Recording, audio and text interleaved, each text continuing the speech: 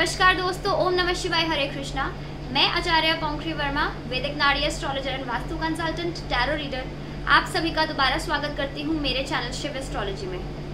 इस वीडियो में मैं आपसे शेयर करने वाली हूँ राहु ग्रह के बारे में कि जब राहु ग्रह कुंडली के 11वें स्थान में बैठा होता है तो जातक की लाइफ में किस प्रकार से उसको प्रभाव मिलते हैं, यानी राहु 11th हाउस में जातक को क्या प्रभाव देता है। जैसे कि आपने मेरी सारी पुरानी वीडियोस देखी हैं, राहु हर घर में किस तरह से प्रभाव देता है। मैंने इंग्लिश और हिंदी दोनों में वीडियोस बनाई हुई हैं पहले भी, तो आप थोड़ा और जानना चाहते हैं अगर राहु के बारे में हर भाव में, तो आप मेरी वीडियोस को देख सकते हैं प्लेलिस्ट में जाके।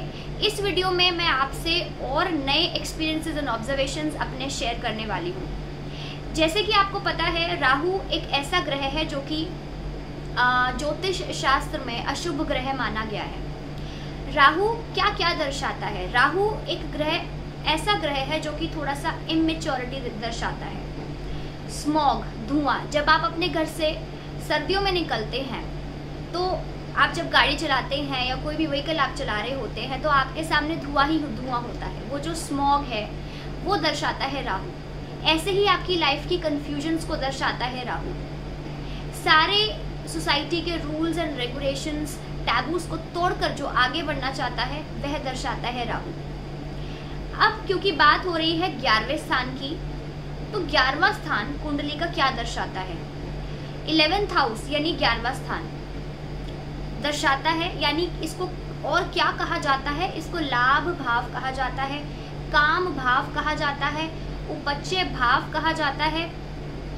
11th हाउस दर्शाता है आपके बड़े भाई बहनों को। 11th हाउस यानी 11वां स्थान दर्शाता है आपकी सेविंग्स को, आपकी इनकम को। अब जिन जातकों का राहु 11वें स्थान में होता है उनमें एक प्रकार का ऑब्सेशन होता है। क्या एक प्रकार का नहीं, बहुत सारे ऑब्सेशन देखे गए हैं, जिसमें से एक ऑब्सेशन ये है, ऑब्सेशन मतलब किसी चीज के पीछे पड़ जाना। अब वो ऑब्सेशन उनको पॉजिटिव रिजल्ट देगा या नेगेटिव रिजल्ट देगा, उनके ऊपर डिपेंड करता है कि वो उस सिचुएशन को या उस क्षेत्र को किस प्रकार से संभालते हैं। तो पहला ऑब्सेशन इनमें देखा गया है इनकम को लेके, अपनी सेविंग्स को लेके, अपनी प्रमोशंस को लेके, अपनी इंक्रीमेंट्स को लेके। जल्दबाजी में हो सकता है प्रमोशन को पाने के लिए अपने प्रोफेशन में या इंक्रीमेंट्स को पाने के लिए जल्दबाजी में इस ऑब्सेशन में इमेच्योर डिसीजंस ले लें या कोई ऐसा सिचुएशन में आ जाए जो कि इनके प्रोफेशन में बहुत ज़्यादा प्रॉब्लम्स क्रिएट कर दें। तो आपने एक चीज़ का ध्यान रखना है कि आपने बैलेंस कर बना के रखना है हर चीज़ में, हर क्षेत्र में। किसी भी चीज़ की अति जो होती है वो खराब ही करती है। दूसरे शब्दों में ये सेटिस्फाई तभी होते हैं जब इनके पास सेविंग्स होती हैं, पैसा होता है इनके हाथ में, खुला खर्च करना चाहते हैं। तो जब इनके पास खुला पैसा होता है ये सेटिस्फाई तब होते हैं, और हो सकता है उस पैसे के लिए ये कोई गलत स्टेप उठा लें। तो मेरी तरफ से आपके लिए यही एडवाइस है कि अति में नहीं जाना है, ठीक है। हर चीज़ को सही तरीके से अगर आप कमा कर पैसा लेते हैं या जितना भी आप मेहनत कर रहे हैं उसका डेफिनेटली आपको रिजल्ट मिलेगा। जल्दबाजी में आप बहुत सारे इमेच्योर डिसीजंस एंड गलत डिसीजंस ले सकते हैं जिसकी वजह से आप बाद में रिग्रेट करेंगे। तो ऐसी सिचुएशन में फंसना ही क्यों। दूसरी बात, इनमें ऑब्सेशन होता है फ्रेंड्स को लेके। हो सकता है ऐसे जातकों के फ्रेंड्स ही ना हो, ठीक है, और फ्रेंड्स कम होने के कारण या ना होने के कारण ये मेंटली बहुत ज़्यादा अफेक्ट होते हो, जिसकी वजह से इनकी पूरी हेल्थ खराब रहती हो। क्योंकि इंसान में मेंटल हेल्थ बहुत ज़्यादा प्रायोरिटी रखती है, इम्पोर्टेंस रखती है। दूसरी बात, अगर इनका बड़ा फ्रेंड सर्कल है तो चाहेंगे, इनमें एक ऑब्सेशन क्या होता है, अति क्या है इनमें कि ये उस बड़े फ्रेंड सर्कल में जितने भी फ्रेंड्स हैं ये चाहेंगे कि सब इनको देखें, सब इन्हीं से ज़्यादा बात करें, सब इनके साथ ज़्यादा इन्वॉल्व हो, ठीक है। और हो सकता है इस कारण से ये किसी प्रकार की गॉसिपिंग में इन्वॉल्व हो जाए, चुगलियों में इन्वॉल्व हो जाए, और जिसकी वजह से इनका जो ये बड़ा फ्रेंड सर्कल है ये छोटा होता चला जाए या टूटता चला जाए, या इनकी मिसअंडरस्टैंडिंग्स इनकी फ्रेंड्स से बनती जाए। तो आपने यहाँ पे क्या ध्यान रखना है कि हर किसी के, जिस भी इंसान से आप मिलते हैं अपनी लाइफ में, हर किसी के व्यूज़, ओपिनियंस डिफरेंट होते हैं, विचारधाराएं डिफरेंट होती हैं। तो आप किसी को हर प्रकार से या हर समय अपने हिसाब से नहीं ढाल सकते। जो आप चाहते हैं ज़रूरी नहीं है कि उसी प्रकार से वो बंदा रिएक्ट करे या काम करे या एक्शन ले। तो जितने भी हमारे वाइब्स उसी पर्सन से मिलते हैं जो हमारे नेचर वाला हो या हमारे शौक रखता हो। तो अगर आपका कोई ऑपोजिट वाइब वाला आपके फ्रेंड सर्कल में है एंड आपकी उससे नहीं बन पा रही है, तो इसको मेंटली मत आप अपने ऊपर लेके चलिए, अपने दिमाग को परेशान मत करिए, अपनी हेल्थ को परेशान मत करिए, ठीक है। इस चीज़ को ऑब्सेशन आपको बहुत प्रॉब्लम दे सकता है। अपने प्रोफेशनल वर्क प्लेस में, अपने करियर में इनके अंदर बहुत ज़्यादा शौक होगा।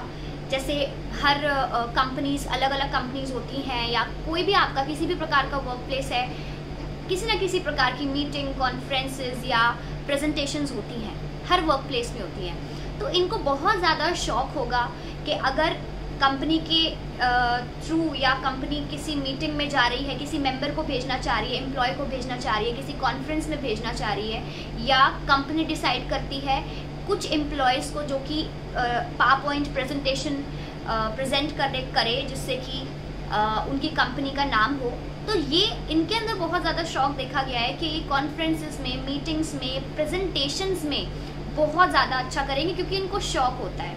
ये इस क्षेत्र में काफ़ी ज़्यादा हाईलाइटेड होना भी चाहते हैं और अपनी मेहनत से हो भी सकते हैं। आपको बहुत सारे मौके मिलेंगे अपने करियर में, अपने प्रोफेशनल वर्क प्लेस में, कि आपको भेजा जाएगा अपनी कंपनी को रिप्रेजेंट करने के लिए या मीटिंग्स एंड कॉन्फ्रेंसेस अटेंड करने के लिए। लेकिन अगर आपको छोड़कर किसी और को मौका देने की बात आती है, तो वहाँ पे आपने उसकी अपॉर्चुनिटी नहीं छीननी, क्योंकि ऑलरेडी आप इतने ज़्यादा हाईलाइटेड होंगे इस क्षेत्र में कि अगर आप किसी और की अपॉर्चुनिटी छीनेंगे तो आपकी रेपुटेशन आपके वर्क प्लेस में कम होगी।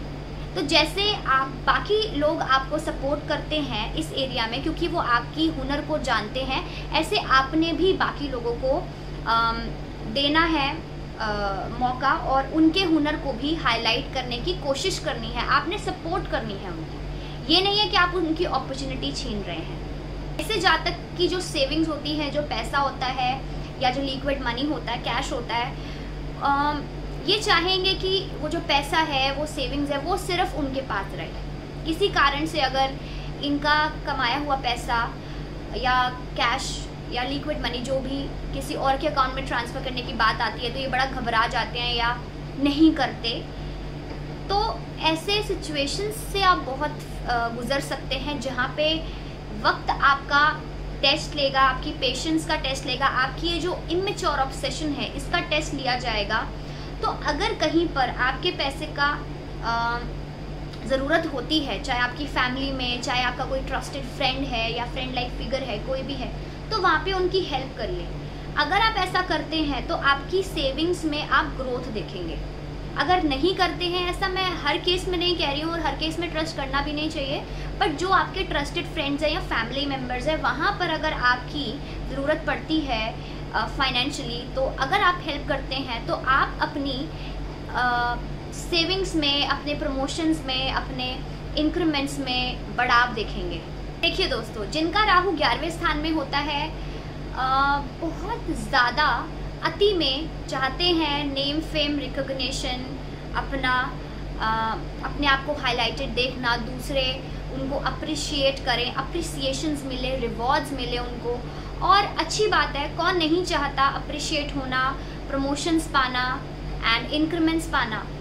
परंतु क्या होता है कि किसी भी कुंडली में 12 घर होते हैं और बहुत सारे क्षेत्र हैं आपकी लाइफ के, आपको बैलेंस करना आना चाहिए, ठीक है। अगर आप एक ही क्षेत्र पे ध्यान लगाएंगे, सारा ध्यान अगर एक ही क्षेत्र पे लगाएंगे, तो बाकी जो आपकी रिस्पॉन्सिबिलिटीज़ आपको दी गई हैं आपके कर्मास के अकॉर्डिंग, तो उनको कौन पूरी करेगा। तो यहाँ पे आपने बहुत ज़्यादा ध्यान रखना है कि आप अपनी पूरा जी जान लगाइए अपने प्रमोशंस के लिए, इंक्रीमेंट्स के लिए, नेम, फेम, रिकॉग्निशन के लिए।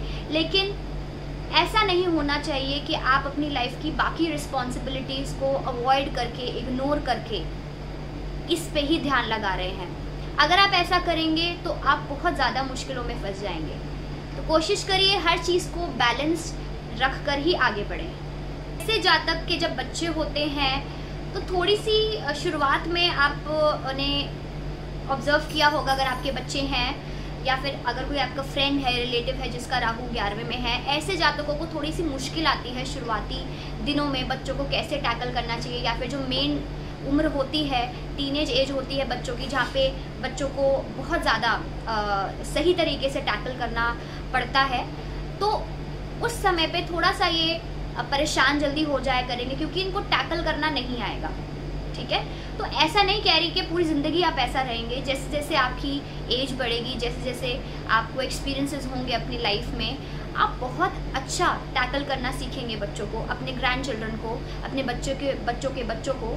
तो पर शुरुआती दिनों में आपको थोड़ा सा परेशानी आती है। तो कभी अगर आप ऐसे सिचुएशन में फंसते हैं और अगर आपका कोई बड़ा भाई बहन है, एल्डर सिबलिंग है, तो उनकी मदद से आप अपने बच्चों के साथ रिश्तों को सुधार सकते हैं।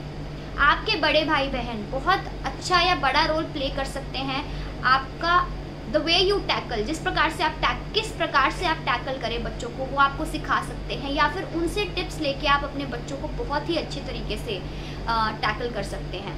या फिर अगर आप खुद ही बड़े भाई बहन हैं अपने फैमिली में, तो अपनी रिस्पॉन्सिबिलिटीज़ को सही तरीके से निभा के आपके अपने बच्चों की जो रिश्ता है वो बहुत ज़्यादा पॉजिटिव रहेगा।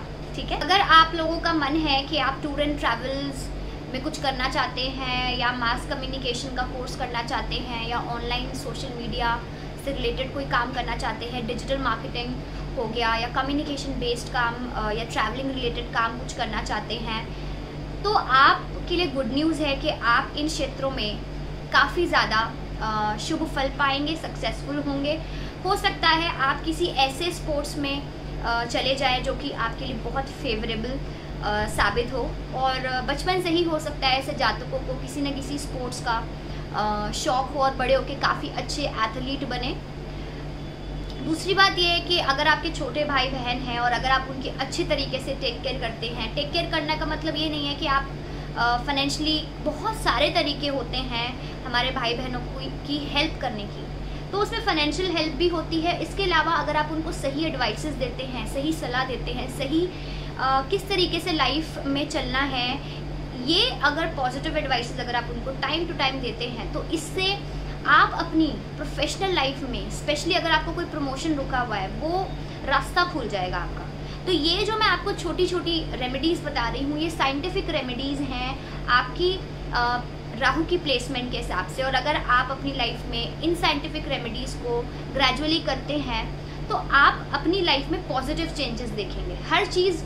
लेकिन आपने पेशेंस रखनी पड़ेगी। जितना आप पेशेंस रखेंगे और जैसे आप अपनी लाइफ को जी रहे हैं, एक रूटीन होती है लाइफ की, तो रूटीन में ही आप इन रेमेडीज़ को भी उतारिए और फिर आप अपनी लाइफ में पॉजिटिव चेंजेस देखेंगे। व्यक्ति का जो लाइफ पार्टनर होता है या स्पाउस जो होगा या होगी, उसका इंटरेस्ट एस्ट्रोलॉजी में, ऑकल्ट साइंसेस में, किसी भी ब्रांच में हो सकता है, या फिर जब इनकी शादी हो जाती है, ऐसे जातकों की शादी के बाद इनका ज्योतिष में या ऑकल्ट मिस्टिसिज्म में बहुत ज़्यादा इंटरेस्ट पैदा हो सकता है।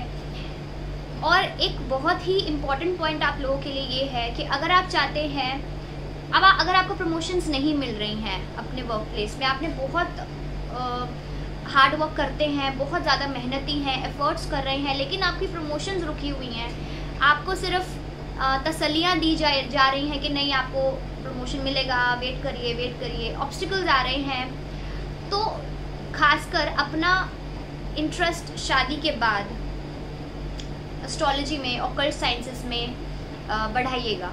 अगर आप अभी हैं तो वेल एंड गुड, शादी के बाद और ज़्यादा बढ़ाइएगा और अपने स्पाउस के साथ किसी न किसी प्रकार के कोर्स ज़रूर करिएगा एस्ट्रोलॉजी रिलेटेड। ये आपकी रुकी हुई प्रमोशंस का रास्ता खोलेगा, रुकी हुई इंक्रीमेंट्स का रास्ता खोलेगा। और अगर आप किसी लंबी यात्रा का प्लानिंग कर रहे हैं बहुत समय से और अगर नहीं हो पा रही है, तो ऐसा करने से आपका ये रास्ता भी खुलेगा। तो दोस्तों, ये मेरे कुछ ऑब्जर्वेशंस थे जब राहु कुंडली के 11वें स्थान में स्थित होता है। मैं आपके कमेंट्स का इंतज़ार करूंगी और अपने ऑब्जर्वेशन ज़रूर शेयर करिएगा कमेंट बॉक्स में। मैं आपके कमेंट्स से बहुत ज़्यादा मोटिवेटेड होती हूँ। नेक्स्ट वीडियो में मैं आपसे शेयर करने वाली हूँ जब राहु द्वादश भाव में होता है यानी 12th हाउस में होता है तो किस प्रकार का रिजल्ट देता है। अगर आप किसी भी प्रकार की ज्योतिष संबंधित सलाह लेना चाहते हैं, प्रोफेशनल एस्ट्रोलॉजिकल गाइडेंस लेना चाहते हैं, तो आप मेरे नंबर्स पे कॉल या व्हाट्सएप कर सकते हैं। आपको मेरे दोनों नंबर्स स्क्रीन पर दिख रहे होंगे, नहीं तो आप मुझे मेल कर सकते हैं एंड मेरी वेबसाइट को भी विजिट करिएगा। मिलती हूँ मैं आपको नेक्स्ट वीडियो में। Till then bye bye and take care all of you. ओम नमः शिवाय, हरे कृष्णा।